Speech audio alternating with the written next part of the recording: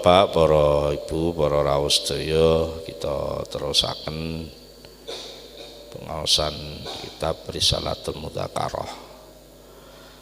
Bismillahirrahmanirrahim. Qala al-muallifu rahimahullahu ta'ala wa nafa'ana wa bi ulumihi wa amaddana bi asrarihi wa a'ada alaina min barakatihi amin ya rabbal alamin. Bismillahirrahmanirrahim. Faslun hadza faslun wa qad ja'ala lan teman-teman wis ndadekaken sapa Allah Gusti Allah bimasyiatihi kelawan kersane Allah dadekno ridhohu ing ridane Gusti Allah fi taatihi ing dalem taat maring Allah. Gusti Allah pun damel ketetepan ngersakaken sing jenenge ridhone Allah niku namung liwat ketaatan.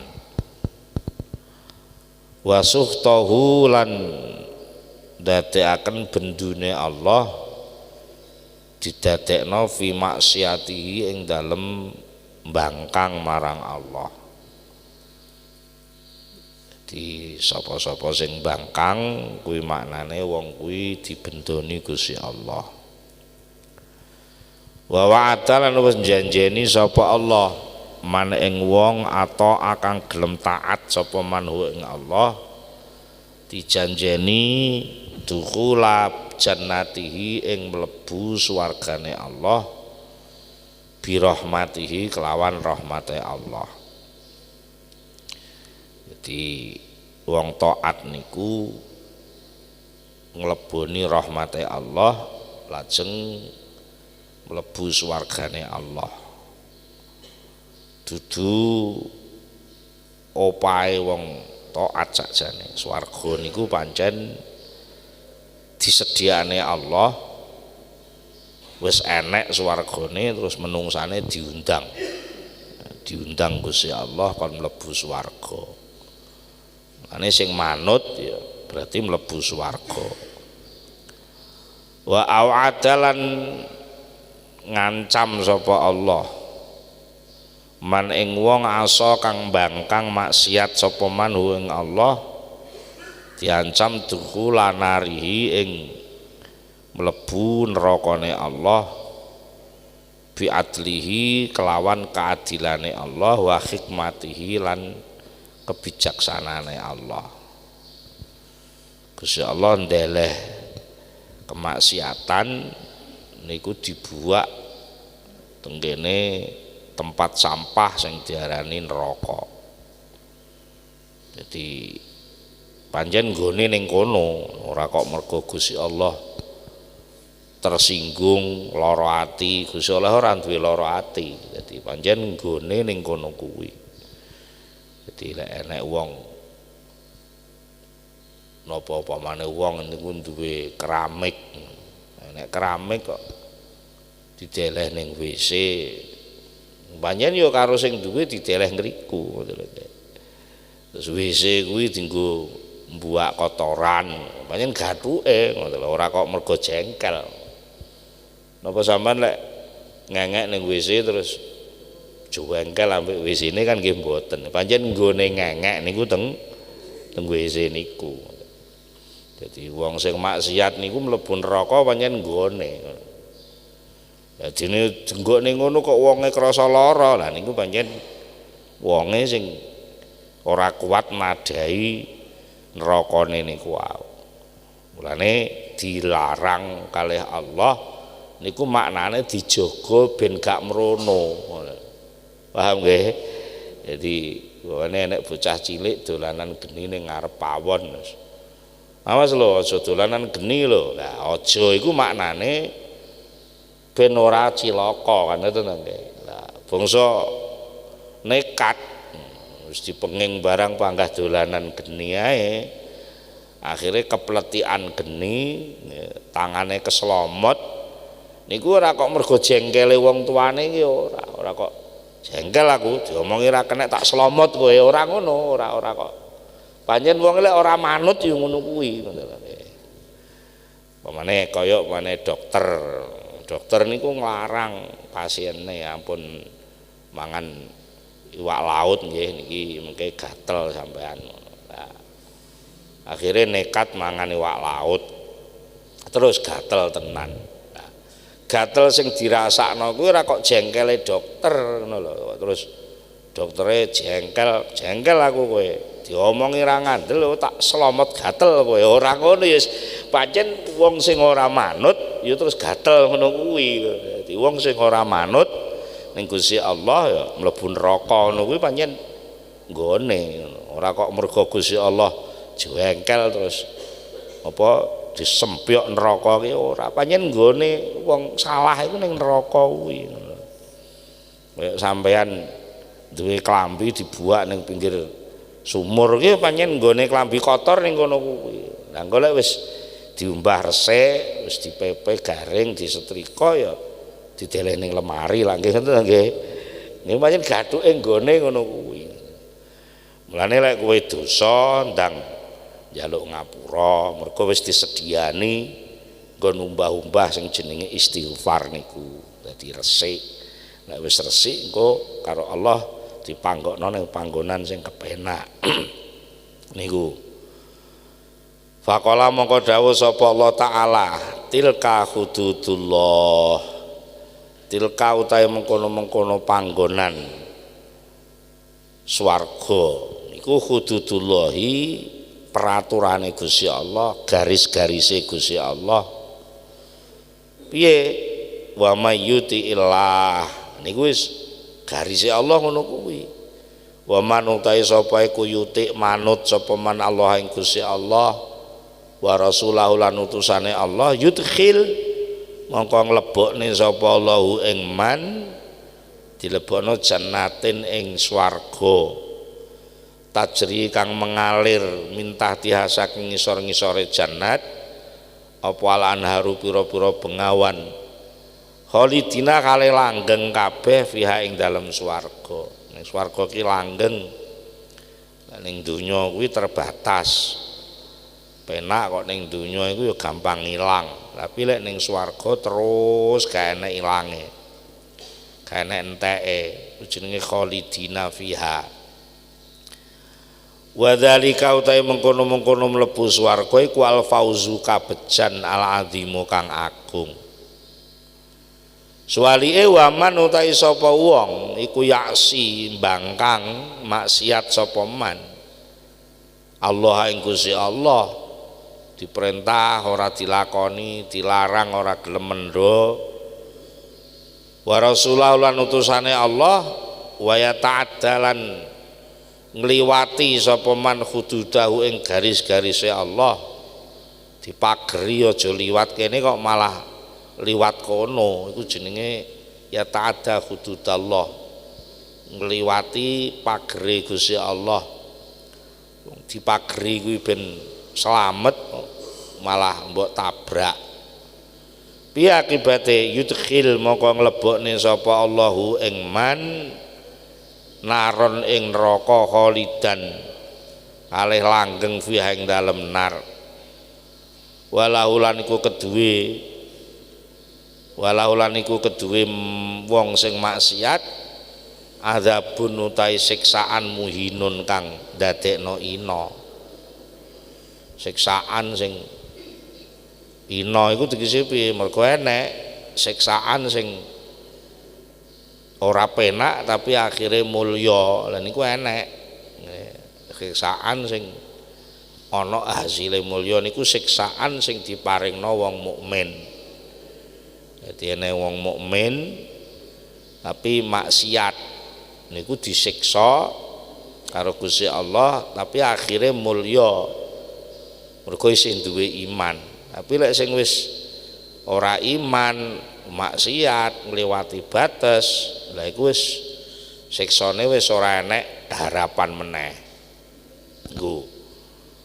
Waqat amara lan teman-teman wis merintah sapa Allah Subhanahu wa taala ibadahu ing kawulane Allah alladzina rupane wong akeh amanu kang padha iman sapa ladina kawulane Allah sing padha iman niku diperintah bil musaraati kelawan cepet-cepetan bila magfirati ila magfiratihi maring pangapurane Allah wa jannatihi lan swargane Allah. Mergo pancen menungso iku nggon salah nggon lali mane lek diperintah manut ae wong pancen diperintah iku ben bener ngoten. Mane kongkon cepet-cepetan njaluk ngapura ning Gusti Allah. Wa ayaku lan merintah sapa Allah an yaku ing yen to padha njaga sapa wong mukmin njaga ngreksa anfusa ing awak dhewe wong mukmin wa ahlihim lan keluargane wong mukmin dijaga naron aja nganti mlebu neraka. Jadi yaku iku tegese nyegati awake nyegati keluargane aja sampai ngliwati dalan neraka. Carane piye? Yes kuwi bimtisali amrihi kelawan nuruti utawa manut perintahe Allah wajtina bi maksiatihi lan ngedoi maksiat ing Allah. Faqala moko dawuh sapa Allah Subhanahu wa taala wasari'u ila maghfiratin mir rabbikum wa jannatin arduhas samawati wal ardu uiddat lil muttaqin. Wasari'u lan padha cepet-cepetan sira kabeh ila maghfiratin menuju pangapura min rabbikum saking pangeran sira kabeh. Disediani maghfirah kuwi agindang dileboni. Kowe salah cepet nang njaluk ngapura ning Gusti Allah sekaligus wa jannatin lan mlebu swarga. Swarga niki nganggo mufrad jannatin ora jannatin tapi jannatin. Swarga siji arduha kang utawi jembare swarga iku as-samawatu jembare pira-pira langit wal ardulan bumi niku swarga siji nggih. Swargane wong akeh luwih amba meneh. Swarga siji ndil sing dinggoni wong siji niku ambane sak ambane bumi langit. Lengkap sak nikmate, sak peladene kabeh tunduk ning gone wong sing manggon swarga niku. Ora kok terus swarga siji dinggoni wong akeh niku mboten. Swarga siji dinggoni wong siji. Lah ning donya kan sak desa dinggoni wong akeh. Akhire uyel-uyelan. Nek ning swarga mboten. Jembare sak bumi langit dinggoni wong siji. Tapi ora kok terus komplang dhewean ning kono ora, wis lengkap sak wildan, sak pelayane, malaikat sing ladeni, widodari sing nyiapno kono disediani kali Allah taala. Uiddat lil muttaqin. Uiddat den sediaaken apa swarga lil muttaqina kedhe wong sing padha takwa. Wa qala lan dawuh sapa Allah taala ya ayyuhalladzina amanu qu anfusakum wa ahlikum nara wa quduhan nas wal hijaratu 'alaiha malaikatun ghiladun syidadun la ya'sunallaha ma amarahum wa yaf'aluna ma yu'marun. Ya ayyuhalladzina eling-eling wong akeh amanu kang padha iman sapa ladzina wong sing padha iman ku padha njaga sira kabeh ngreksa sira kabeh anfusakum ing awak sira kabeh wa ahlikum lan keluarga sira kabeh dijaga naron saking neraka. Aja sampai awakmu keluargamu mlebu neraka. Wa kuduha kang utawi urup-urupe nar urup-urupe neraka iku anasu rupa menungsa wal hijaratu lan watu. alaiha kang iku ana ing atase nar sing jaga neraka iku malaikatun para malaikat ghiladun kang napa langane ghilad iku sing bengis-bengis sidadun kang rosa-rosa layak suna kang ora maksiat ora mbangkang sapa malaikat Allah ing Gusti Allah diperintah kon nyiksa ya disiksa wis ora duwe welas pokoke Gusti Allah sing dawuh budal dhek iku cemplungno iku digepuki pun mboten enten nyang-nyangan ya layak suna ora mbangkang sapa malaikat Allah ing Gusti Allah ma ing apa ae amara kang merintah sapa Allahum ing malaikat wa yaf'aluna lan padha nglakoni sapa malaikat ma ing apa ae yuk maruna kang diperintah sapa malaikat. Ikulah secara umum Gusti Allah wis kadung gawe garis wong taat mlebu swarga, wong maksiat mlebu neraka. Niku pun dadi garise Gusti Allah. Faslun ayadza faslun fi dzikri syai'in ing dalem nerangno suwiji-wiji rupane mimma kemuliaan yukrimu kang mulyakaken sapa Gusti Allah bi kelawan ma mulyakno man ing sapa ae atau akan gelem taat sapa man hu ing Allah wa amilalan gelem ngamal sapa man as-sholihati ing pira-pira amal saleh liwajihi krana madhep marang Allah. Jadi niki nerangno ayat-ayat sing janjeni sinten kemuliaan sing dijanjekne Allah pengene tiang-tiang sing purun taat lan purun amal soleh. Nomor setunggal surat An-Nahl ayat 97. Qala dawu sapa Allah taala man amila sholihan min dzakarin au unsa wa huwa mu'minu falanuhyiyannahu hayatan thayyibah.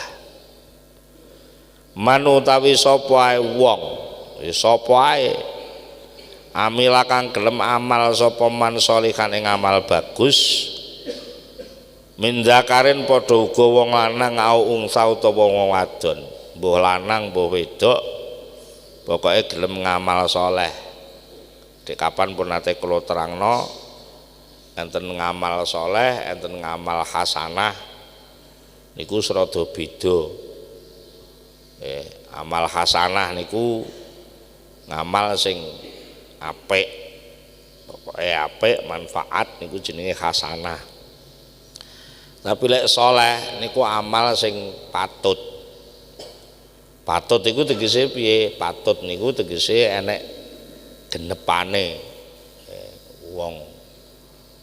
Wong sugih kuwi patute loman ngoten. Wong melarat niku patute sabar.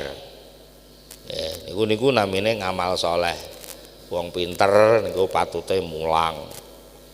Wong duwe kekuasaan niku patute adil. Wong lanang kuwi patute nafkahi wong wedok. Wong wedok iki patute manut wong lanang. Niku jenenge saleh. Dadi upamane enek lurah ora tau ning bali desa, ora tau ning kantor malah salat ning masjid niku ya apik nang gak saleh. Dadi saleh niku patut gathuke. Umpamane lurah kuwi kudune ngladeni rakyat, kudu sing adil. Lah kok iki enek lurah ora ngladeni rakyat malah maca Quran ning masjid. Nah, niku dudu nggone. Apik tapi dudu nggone. Niku ora iso diarani saleh. Mulane teng mriki dikeki penjelasan min dzakarin au unsa, ya patute wong lanang ku piye, patute wong wedok iku piye. Niku kudu ana pilah-pilahan nggone dhewe-dhewe. Tapi syarate wa huwa mukminun. Oleh nglakoni saleh mau kelawan dasar iman, tegese manut tatanane Allah. Nek pancen gelem ngono tenan falanuh iyannahu. Wah niki nganggo taukid napa dawuh sing kuat banget. Falanuh iyannahu wis nganggo lam dikai nun taukid pisan niku pun dobel-dobel. Mongko yekti nguripi temen ingsun Allah hu ing man hayatan kelawan urip temenan thayyibatan kang bagus. Urip sing apik kuwi donya akhirat. Jadi sampean aja mbatesi urip iku saurunge mati tok. Mergo Gusti Allah nguripi kuwi ya napa yuhyikum summa yumitukum summa yuhyikum. Gusti Allah iki nguripi mateni nguripi. Nah, berarti urip loro, nguripi mateni nguripi. Niku thayyibah, urip sing apik sing kepenak donya akhirat niku diparingne ning gone wong sing amal saleh. Niku persediaan karomah sing disediane Allah dateng tiyang sing purun amal saleh niku wau. Ayat sing nomor kali surat An-Nur ayat 55. Wa qala lan dawuh sapa Allah Subhanahu wa taala wa'adallahu alladzina amanu minkum wa amilus solihati la yastakhlifannakum fil ard kama stakhlafal ladzina min qablihim wa la yumakkinanna lahum dinahumul ladzir tadha wa la yumakkinanna lahum dinahumul ladzir tadha lahum wa la yubaddilannahum min ba'di khaufihim amna. Wa'ada wus janjeni nyiapaken sapa Allah Gusti Allah alladzina wong akeh amanu kang padha iman sapa ladina mingkum saking sira kabeh ora mung iman tok tapi digandeng wa amilus sholihat. Niku wau amilus sholihat niku amal sing patut. Pokoke lek wong sing iman-iman niki kok amale patut. Sing iso nukang ya nukang, sing iso jahit-jahit, sing iso mulang-mulang, sing iso macul-macul. Kabeh dilakoni kanthi sing paling apik, cara wong Jawa bermutu. Nukange ya apik tenan, macule ya pinter tenan, nek mulang ya mulang tenan. Iso jahit ya jahit sing tenan iku jenenge amilus sholihat. Nek gelem ngono tenan ngono. Layas takhlifanna mongko yekti bakal ndadekno pemimpin sapa Gusti Allah hum ing ladina amanu fil ardi ing dalem bumi. Niku wis otomatis. Sama no iso bengkel kok apik tenan. Niku ya wis kabeh wong lek pengen dandan ya ning bengkele sampean. Niku wis otomatis niku. Mergo sholihat niku. Sholihat itu cara Jawane bermutu. Tenanan bermutu. Kama stakhlafa kaya oleh wis ngangkat pemimpin sapa Allah. Alladzina ing wong akeh min qablihi kang sadurunge ladina. Nggih, sapa? Umate Nabi Musa sing asale dijajah Fir'aun, akhirnya Fir'aun sing kerem, Bani Israel sing selamat. Mergo napa? Mergo tenanan oleh ngamal soleh. Sampai akhirnya Nabi Dawud dadi raja, Nabi Sulaiman dadi raja. Mergo pancen bermutu tenan. Wala yumakkinanna lan yakti temen ngukuhaken sapa Allah lahum kedue ladina amanu ngukuhaken dinahum ing agamane ladina aman. Agamane ya melok kukuh. Alladzi kang irtado kang dadi ridho sapa Allah lahum maring ladina amanu. Wala yubaddilanna lan yakti bakal ganti temen sapa Allah hum ing ladina amanu mimba'di khaufihim sakwuse wedine ladina amanu diganti amnan ing aman. Ya otomatis lek wong mukmin niki apa-apane jujur, apa-apane apik, akhirnya kabeh ngerasa aman, wis ora enek kekhawatiran diapusi apa dilarangno regane. Wong pancen wis niku wau kabeh nglakoni apik, ngamale bermutu, nggih. Ibadahe tertib, keterampilane tenanan, jujur, niku jenenge amilus sholihat. Maka akan terjadi rasa aman. Wis ora enek napa istilah kekhawatiran diapusi barang wis ora enek. Niki pinten regine? Ya wis diomongne apa eneke. Ora enek model dicampur-campuri sing elek-elek, mergo kuwabeh wis amilus sholihat iku mau. Wa qala lan dawuh sapa Allah taala janjine maneh. Dawuh Allah taala tengene surat Al-Kahfi ayat 3 dosa kali 3 dosa setunggal.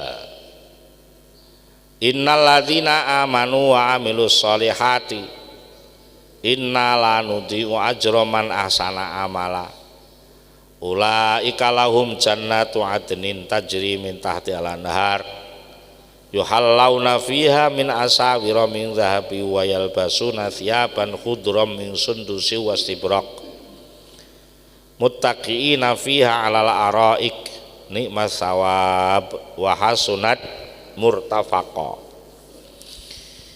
Innal ladzina sak temene wong akeh amanu kang padha iman sapa ladzina mesti digandeng wa amilus sholihat. Jadi gandengane iman kuwi ngamal saleh. Lane lek enek wong ngaku iman tapi kok gak muncul amal saleh, niku jenenge tanduran sing ora tukul. Bibit disebar kok ora tukul, iku jenenge bibit gabuk. Wong iman niku tukulane mesti amal saleh. Inna sak temene kingsun Allah iku lanudiu ora nyiak-nyiaken sapa ingsun Allah ajroman ing ganjarane wong ahsana kang gawe bagus sapa man amalan ing amale. Lah niki enek amal hasanah, enek amal hasanah, enek amal sholihah niku wau. Amal hasanah niku tegese amal sing manfaat. Dadi lek enek wong kok gelem nglakoni amalan sing manfaat niku Allah mboten bakal mbumpet hasile. Niku wis otomatis. Wong Jawa ngarani napa ngunduh wae pakerti. Sampeyan kok petuk wong muni assalamualaikum ya otomatis arep oleh waalaikum salam. Nek sampeyan petuk wong kok misuh ya balesane ya misuh. Niku wis otomatis. Mbuh langsung, mbuh ora langsung. Mergo omongane wong niku kaya banyu. Lek napa niku munggah ya sesuai dadi mendung sesuai udan. Wong kok do akeh sing misuh kok. Sing misuh kok akeh banget wis munggah. Akhirnya nglumpuk dadi mendunge misuh. Iku lek udan sing ceblok ya misuh. Jadi ngrasani kok ngrasani elek, kono elek ngrasani elek. Niku sing nglumpuk rasan-rasan niku munggah medun ya dadi keelekan. Niku pun ngoten niku wis ora kena diempet. Kabeh wong kok ngene wah wis larang iki larang kabeh kok muni larang ya larang tenan. Mulane enek sing sampai duwe dawuh suara manusia itu suara Tuhan. Mergo basane wong umum diarani opini, pendapat umum itu seringkali menjadi kekuatan baru. Mulane lek ngomong kon sing apik dawuh Kanjeng Nabi, mangkana yu'minu billahi wal yaumil akhir falyakul khairan. Omongan apik kuwi kaya donga munggah, kaya Munggah ya kaya banyu ngoten niku lek kena sinar srengenge munggah dadi mendung. Mendung lek dadi udan ya udan banyu. Nek sing munggah watu, sing medun ya watu, ngoten niku. Mulane bencana alam itu sebenarnya dari perbuatan manusia. Zaharul fasadu fil barri wal bahri bima kasabat aidin nas. Muncule fasad kerusakan ning darat apa ning laut kuwi mula bukane merga penggaweane menungso. Niku wis janjine Allah pancen ngoten niku.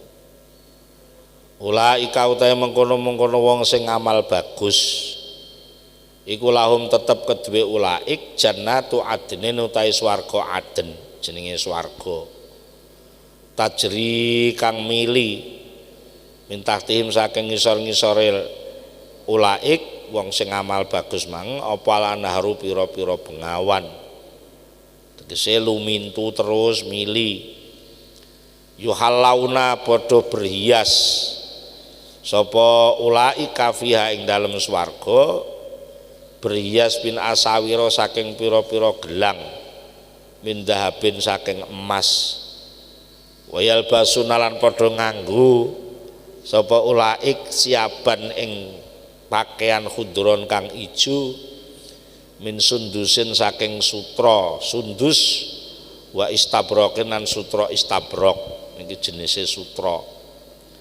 mutaqiina hale padha santai-santai mutaqiina leleangan padha ngrasakno kenyamanan fiha ing dalam swarga kenyamanan alal aro iki ing atase pira-pira apa dipan jadi santai kepenak ora enek sing ganggu nikma iku sak bagus-baguse apa asawabu ganjaran wa utahe swarga wa hasunat lan iku bagus banget apa jannah apane murtafaqon nggon kumpule lan nggon kumpul sing penak kuwi ning swarga ning swarga kuwi pengen apa-apa langsung keturutan lambat-lambate ngenteni njaluk niku janjine Allah ngoten niku walakum fiha ma tastahi anfusukum walakum fiha ma tad'un walakum lan iku tetep kedue sira kabeh fiha ing dalem swarga ma utawi apa ae tastahi kang kepingin apa anfusukum ati sira kabeh kepengin ning ati ngono tok ae wis langsung hasil. Itu lek ning donya iki napa kepengin mangan enak ngono kudu golek warung. Delalah wis teko ngarep warunge tutup. Wis warung buka wis mlungguh ning kono antri dawa. Wis antri dawa pas wayahe entek. Halah wis ning donya ya ngono kuwi wis. Mulai umur 18 tahun pengen rabi, hasilnya umur selawe. Jadi prosesnya ning dunia niku dawa. Ini diarani adoh. Jadi malunah, dunia iku malunah, tegese adoh sangka kepinginan sampean. Lah ning swarga cedhek kepengin ngono tok wis langsung dadi. Paling suwe njaluk. Njaluk iku rada suwe. Mergo leren muni dhisik. Lek sing cepet kuwi ora usah njaluk, agek krentek ning ati pengen hasil. Lah niku wau kelumpuke napa? Ternyata ya nganggo ilmu. Lah nek sok ben wong iman niku isane munggah ningkat swargane. Niku mergo ilmune. Mulane ayate sing sanes dawaken yarfa'illahu alladzina amanu minkum walladzina utul ilma darajat. Nek iso mlebu swarga pokok iman mlebu swarga. Tapi gede cilike swargane tergantung ilmune. Nah, ilmune jembar ya swargane jembar. Mergo napa pathokane swarga niku pengen karo njaluk. Lah mongko wong pengen karo wong njaluk iku mergo ngerti ngono ta. Lah ora ngerti piye leh njaluk. Nggih ta. Cah cilik dolanan neker. Nek cewek ayu liwat ya ora pengen. Nggih ta nggih. Ora pengen wong ora ngerti. Jadi somben sing diparingne Allah niku sing sampean ngerti. Mergo ngerti akhirnya pengen lho nggih. Mergo pengen terus diparingi. Lah nek ora ngerti ora pengen. Jadi mulane bayangane para sahabat sing nun jauh sahabat sing ahli pertanian niku nggih mbayangno marme wong tani kuwi lek iso macul iso nandur sampai tanglet teng Kanjeng Nabi. Kanjeng Nabi benjing teng swarga napa nggih enten sawah. Mergo dhek bayangane apa? Ngelmu sawah ngono bayangno wis wah nek sawahe wombo terus tandure ijo ngene nganti kok seweneng lha niku. Ala Kanjeng Nabi ki ya sembarang sing mbok pingini ana wis ngono tok akhire. Kanjeng Nabi mboten iso mbayangne maksude wong kok pengen kok ning swarga pengen sawah arep tinggi apa. Tibae pancen enek wong seneng ning sawah pengen enten nggih mboten. Nganggur ku ora kerasan malah. Cul nom kulino macul benisuk niliki galeng niliki nganu atine muarem. Delalah serodok tuwa anake ora nek sing tani malah dadi pegawe ning Surabaya. Nah, terus mergo ning desa wis ora nek sing ngurusi diboyong ning Surabaya. Lah ning Surabaya ora nek sawah, ora kerasan. Serap enak ning Surabaya ora iso macul malah ngono. Mergo macul kuwi kemareman ngoten lho nggih. Dadi wong lek wis marme tani niliki galeng roh tanduran ketok ijo urung panen lah wis seneng. Nah nggih. Mulane sampai enten sahabat niku sing tanglet ngoten. Benjing teng akhirat napa nggih enten sawah. Lha niku mergo dhek ngrasakno kesenengan kuwi nalika iso ndelok sawah. Karo Gusti Allah karo Kanjeng Nabi ya sak karepmu kowe pengen apa ning kono enek. Jadi tapi ora ngrekasakno, tapi nyenengno niku sing digolek senenge niku ngoten nggih. Senenge niku. Lah niku syaratnya kudu taat ning gone Gusti Allah. Wa qala lan dawuh sapa Allah taala tengene surat Maryam ayat 96. Innal ladzina amanu wa amilus solihati sayaj'alu lahumur rahmanu wudda. Niki sing kula jenengan kudu belajar paham. Jadi wong niku lek iman terus amal soleh niku sing muncul saling mencintai, enggak ada kecurigaan. Niku kenikmatan luar biasa.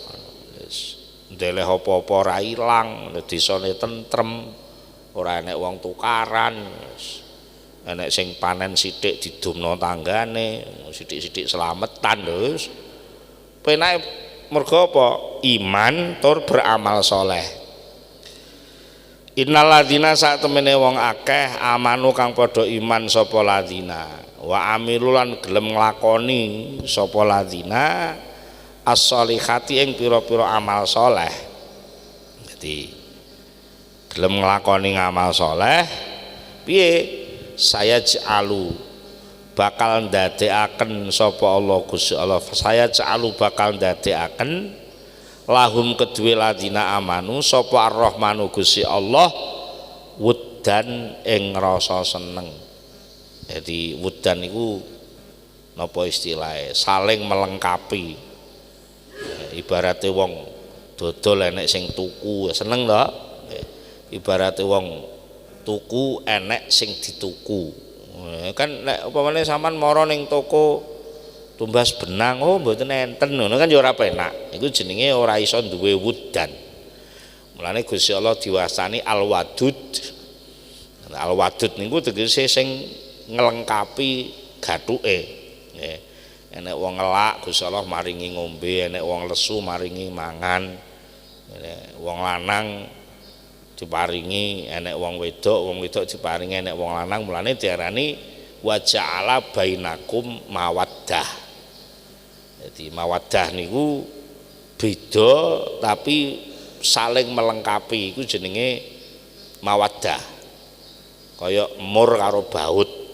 Mur kuwi sing lanangan ya, baut kuwi sing wedokan. Lah niku dhewe tapi padha butuhe. Mane tenggene ayat soal jejodohan ya, min ayatihi an khalaqalakum min anfusikum azwajan litaskunu ilaiha wa ja'ala bainakum mawaddatan warahmah. Jadi intine wong jejodohan niku enek sukun, tenang. Sing dimaksud tenang ku piye to?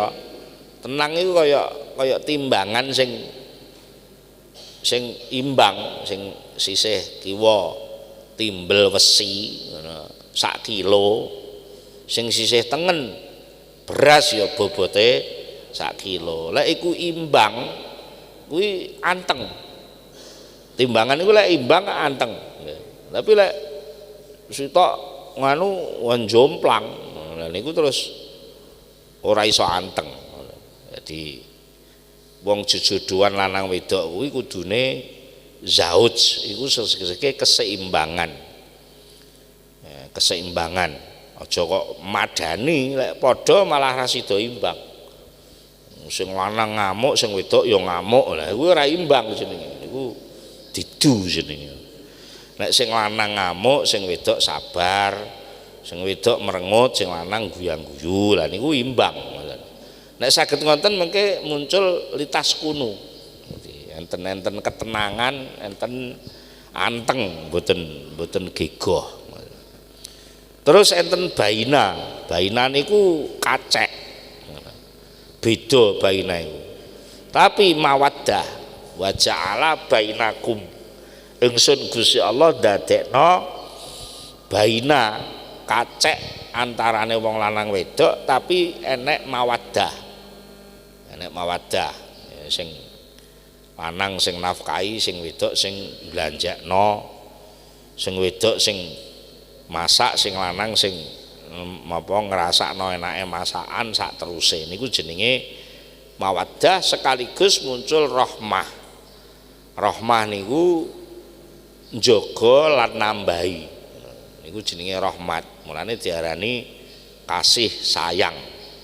Kasih iku memberi, sayang itu menjaga. Sitok tok dereng rahmat jenenge. Nggih. Apa weweh tok tapi ora dijaga niku tong sampah. Tong sampah mbok wehi terus ora tau mbok jaga. Mbok kotor, mbok ora pokoke biukne rono. Lah nek mbok jaga terus tapi ora tau mbok wehi, iku jenenge penjara. Jadi dijaga ora oleh ngalih tapi ora tau diwehi apa-apa niku penjara. Lah beda lek dijaga tapi diwehi. Lah iku lah jenenge rahmat. Mane bismillahirrahmanirrahim. Gusti Allah itu yang maha pengasih, maha memberi, ya, maha penyayang. Niku sing maringi dan menjaga.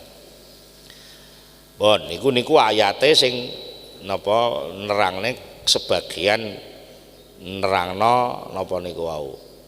Ikram ma yukrimullahu bihi man ata'ahu. Lajeng wonten hadis sing dimaksud niku wau napa?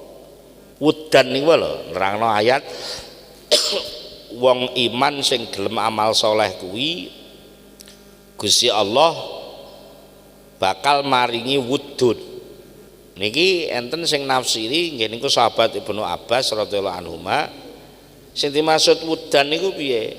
Sing dimaksud wudan iki Allah mencintai wong mukmin sekaligus ngono.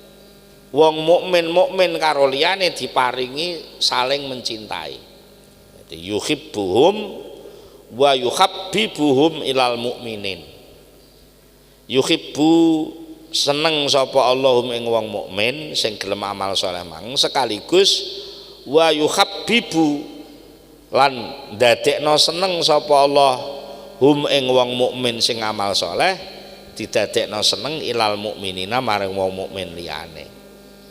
Jadi niku apa jaminan kemuliaan sing disediakne Allah dateng yang sing taat dumateng Allah pikantuk wudan. Wudan niku disenengi Gusti Allah. Akhire wong awam ngarani wali. Allahu waliyul ladzina amanu. Allah kuwi waline wong sing padha iman. Niku wali niku napa? Bala. Wong mukmin seneng karo wong mukmin tegese dadi bala. Lah nek wong mukmin karo wong mukmin kok tarung, lha iku jenenge dudu bala. Nggih. Iku jenenge perpecahan. Niku kali Allah taala boten diparengne wong mukmin karo wong mukmin kudu saling menghormati. Wa qala Rasulullah sallallahu alaihi wasallam innallaha ta'ala qala.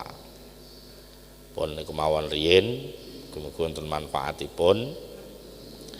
Terus kula aturi benjing tanggal 2 napa 2 Juni 2 April 2 April nggih selapan dina pendake niki enten halal bihalal teng Jombang jenengan kula aturi rawuh kersane panggih kelompok-kelompok ngrika nggih.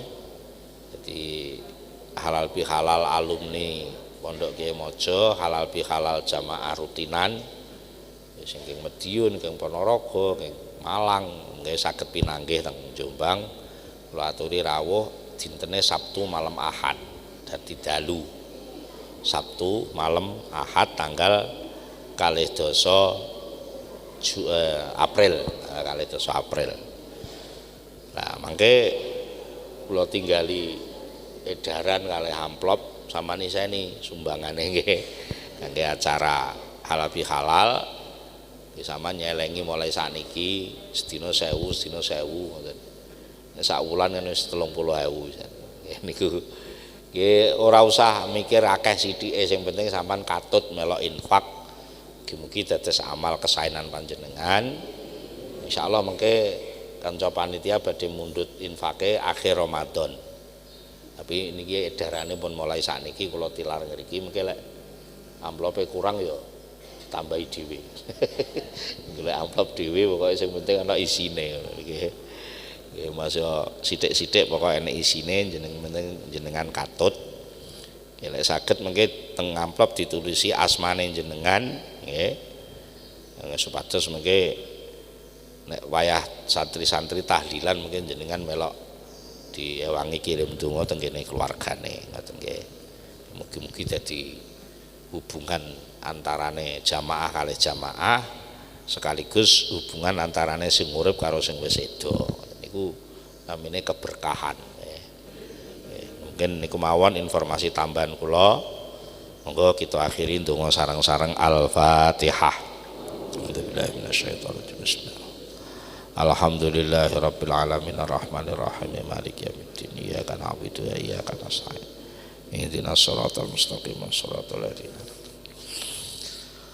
Allahumma shalli ala sayyidina Muhammad wa sallim wa radhiyallahu tabaraka an kulli sahabati rasulillahi ajma'in alhamdulillahi rabbil alamin hamda yuwafi ni'amahu wa yukafi'u mazidah. Ya Rabbana lakal hamdu kama yanbaghi li jalali wajhika wa 'azimi sultanik. Allahumma tsabbit imanana wa nawwir qulubana wa sallimna fid dunya wal akhirah. Allahumma shalli ala sayyidina Muhammad salatan tunjina biha min jamil ahwali wal afat wa taqdilana biha jami'al hajat wa tutahhiruna biha min jami'i sayyi'at wa tarfa'una biha indaka 'ala darajat wa tuballighuna biha aqsal ghayat min jamil khairati fil hayati wa ba'dal mamat. Allahumma tsabbit imanana wa nawwir qulubana wa sallimna fid dunya wal akhirah. Allahumma ja'alna wa ahlana wa dzurriyyatana wa ikhwanana wa talamidana wa man hadara fi majlisina hadza min ahli ilmi wa ahli khair wa la taj'alna wa iyyahum min ahli zayghi wa ahli dhair. Allahumma ja'alna wa iyyahum minal alimin. Allahumma ja'alna wa iyyahum minal amilin.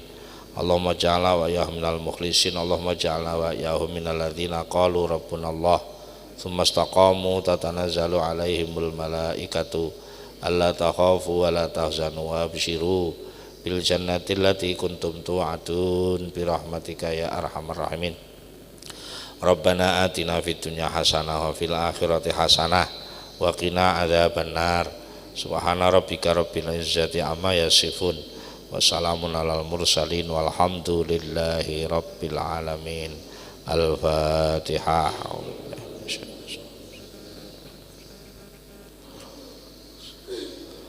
Akhirul kalam. Wassalamualaikum warahmatullahi wabarakatuh. Allahumma sholli ala Muhammad.